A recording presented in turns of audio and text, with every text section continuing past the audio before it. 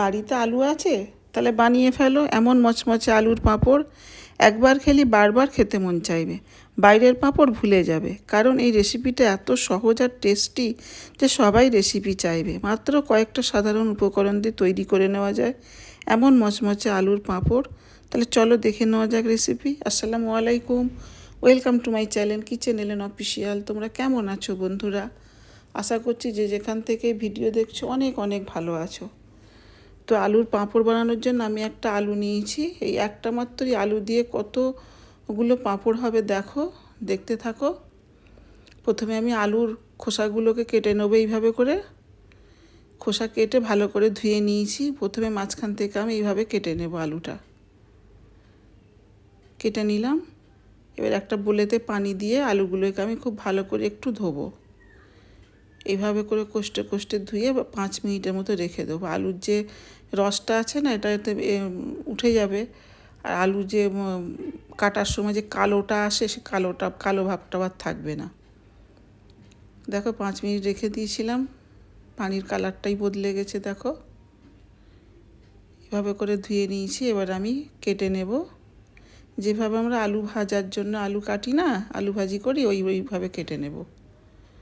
বন্ধুরা, যদি তোমাদের ভালো লাগে প্লিজ লাইক দিয়ে ভিডিওটা কন্টিনিউ করবে। আর আমার চ্যানেলে যে সকল বন্ধুরা নতুন, যদি তোমাদের ভালো লেগে যায় লাইক দিয়ে সাবস্ক্রাইব করে পাশে থেকে যেতে পারো। তো আমি সব আলুগুলো এইভাবে আলু ভাজির মতো করে কেটে নেব। খুব সহজে কম উপকরণ দিয়ে তৈরি করে নিয়ে যায় খুব মচমচে দারুণ একটা আলুর পাঁপড়। দেখো আবারও আমি ধুয়ে নিয়েছি।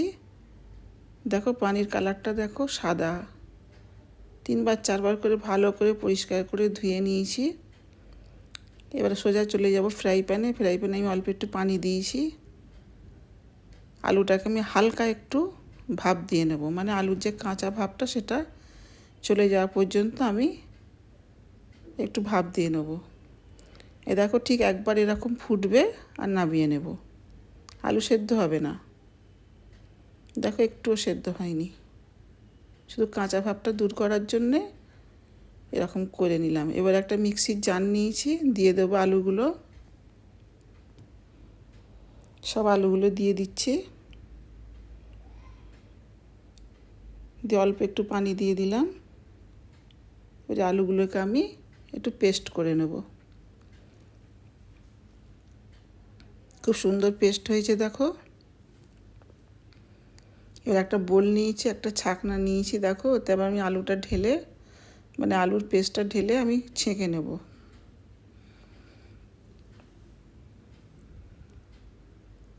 একটা চামচের সাহায্যে খুব ভালো করে এইভাবে করে নেড়ে নেড়ে ছেঁকে নেব। এটা ছেঁকে নিচ্ছি কেন, যদি কোনো আলুতে কোনো যদি দানা দানা থাকে, দানা দানা থাকলে পাঁপড়টা খুব একটা ভালো হবে না। তো এই জন্যে ছেঁকে নিচ্ছি। মিক্সির জারটা ধুয়ে আবার দিয়ে দিলাম পানি। তো খুব ভালো করে ছেঁকে নেব।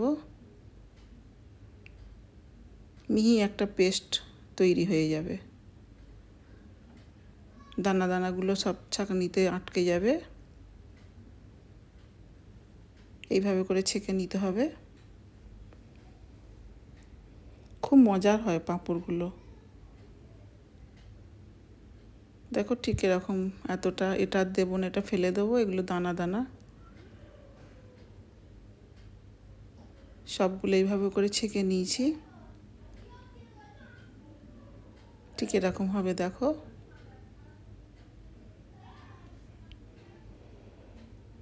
এবার ফ্রাই প্যান বসিয়ে দিয়েছি আমি আগে থেকে। এবার আলুর এই পেস্টটা আমি দিয়ে দেবো। মানে আলুর যে কাঠটা আমি বার করলাম, বোলটা ধুয়ে পানি দিয়ে দেবো। দিয়ে এইভাবে অনবরত নাড়তে হবে। হাত থামালে হবে না, নিচে লেগে যাবার ভয়। আর নিচে লেগে যেতে পারে, আলু তো। এদিকে আমি একটা ছোট্ট বাটিতে দেখো অল্প পরিমাণ আমি সুজি নিয়েছি, একটু পানি দিয়ে আমি ভিজিয়ে রাখছি।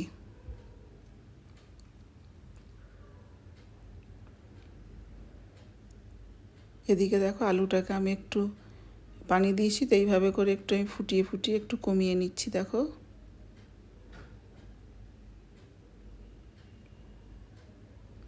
খুব সোজা, কম উপকরণ দিয়ে খুব তাড়াতাড়ি তৈরি হয়ে যায়। সুজিটা ভিজে খুব সুন্দরভাবে হয়ে গেছে, গলে গেছে, দেখো নরম হয়ে গেছে। এই সময় আমি সুজিটা দিয়ে দেবো। সুজিটা দিলাম কেন, এতে কি হবে, পাঁপড়টা আরও খাস্তা মচমচে হবে, এই জন্য একটু সুজি দিলাম। দিয়ে আবারও নাড়ছি, দিয়ে দেবো স্বাদ অনুযায়ী নুন, আর দেবে একটু চিলি ফ্লেক্স। এইগুলো দিলে কি হয়, পাঁপড়টা খেতে খুব ভালো হয়, আরও মানে সুস্বাদু হয়। একটু ধনেপাতা কুচি, এগুলো না দিলেও হবে, প্লেন আলুর এরকম পাঁপড়ও ভালো লাগে, তবে এইগুলো দিলে আরও ভালো লাগে খেতে। দিয়ে আবারও নেড়ে নেড়ে একটু আমি হইয়ে নিচ্ছি। দেখো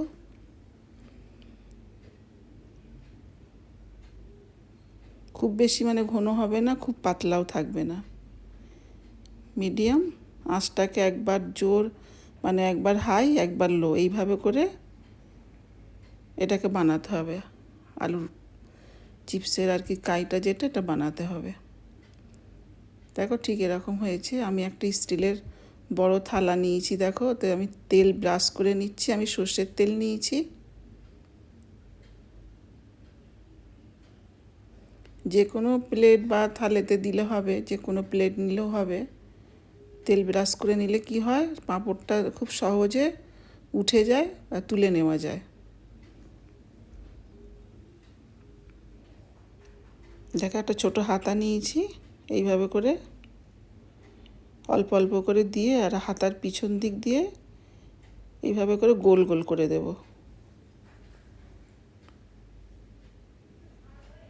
ঠিক এইভাবে করে দেখো,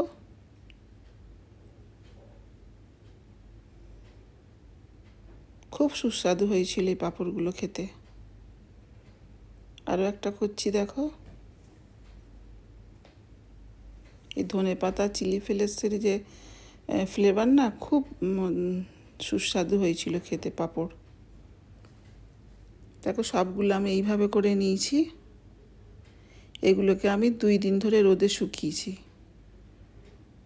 রোদ্দুরে না শুকালে না ঠিক হয় না পাঁপড়টা। দেখো পুরো তৈরি হয়ে গেছে পাঁপড়। একটা মাত্র আলু দিয়ে দেখো কতগুলো পাঁপড় হয়েছে, আর পাঁপড়গুলো কত পাতলা পাতলা ফাইন হয়েছে। দেখো খুব সুন্দরভাবে শুকানোও হয়েছে। এবার আমি ভেজে দেখাচ্ছি কত সুন্দর হয়েছে, খেতেও দুর্দান্ত হয়েছিল। তেল আগে থেকে আমি গরম বসিয়ে দিয়েছি, আর একটা একটা করে এরকম পাঁপড় দিয়ে ভেজে নেব। দারুণ টেস্টের এই আলুর পাঁপড়। বাড়িতেই তৈরি করে এরকম মানে স্টোর করে রেখে দেওয়া যায়, অনেক দিন রেখে দেওয়া যায়,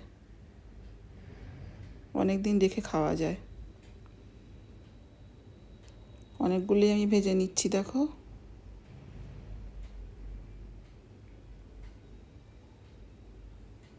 দেখো তৈরি হয়ে গেল একদম মচমচে দারুণ টেস্টের আলুর পাঁপড়। কেমন লাগলো তোমাদের রেসিপি কমেন্টে জানাবে। যদি খুব ভালো লেগে যায় সাবস্ক্রাইব করে পাশে থেকে যাবে। এরকম নতুন নতুন রান্নার রেসিপি দেখতে চাইলে, শিখতে চাইলে কিচেন এলেন অফিসিয়ালের পাশে থেকো, সঙ্গে থেকো।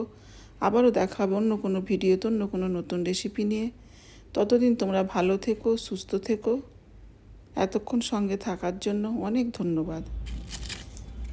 হাতে নিলে এইভাবে দেখো একেবারে গুড়িয়ে যাচ্ছে, এতটাই খাস্তা মচমচে।